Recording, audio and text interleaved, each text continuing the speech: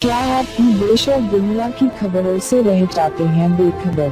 तो सब्सक्राइब कर लीजिए हमारे HT न्यूज चैनल को और बेल आइकॉन को दबाना मत भूलिएगा। उत्तर प्रदेश के कानपुर जिले में पुलिस ने सोशल मीडिया के जरिए चल रहे सेक्स रैकेट का भंडाफोड़ किया है। इस दौरान 9 लोगों को गिरफ्तार किया गया है। इस रैकेट को पति पत्नी और कुछ लोग मिलकर एक किराए के मकान में चला रहे थे। इस रैकेट में आसपास जिलों की लड़कियां और लड़के आते थे। पुलिस ने यहां से कुछ आपत्तिजनक वस्तुएं भी बरामद की है। लड़कियों की सौदेबाजी व्हाट्सएप के जरिए की जा रही थी।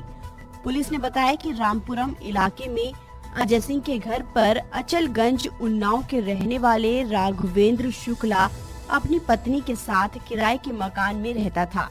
वो नौबस्ता के पशुपति नगर के रहने वाले अपने साड़ू आशुतोष ओढ़ा और उसकी पत्नी भी इस रैकेट में शामिल थी।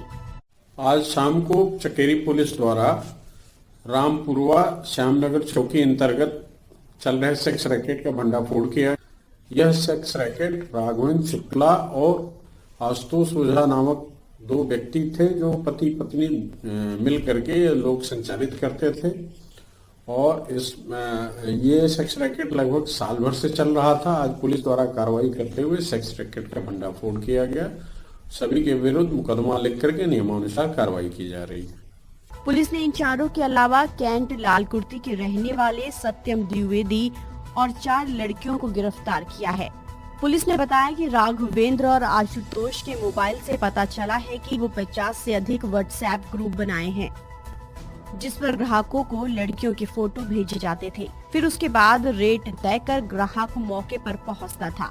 1500 रुपए से लेकर 5000 रुपए तक में लड़कियां उपलब्ध करवाई जाती थी। इसके अलावा सुरक्षित ठिकाने के नाम पर भी ग्राहकों से अलग पैसा लिया जाता था।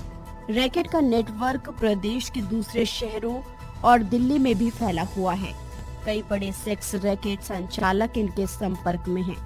पुलिस ने बताया कि मकान मालिक अजय सिंह के बारे में कुछ खास जानकारी नहीं मिल सकी है।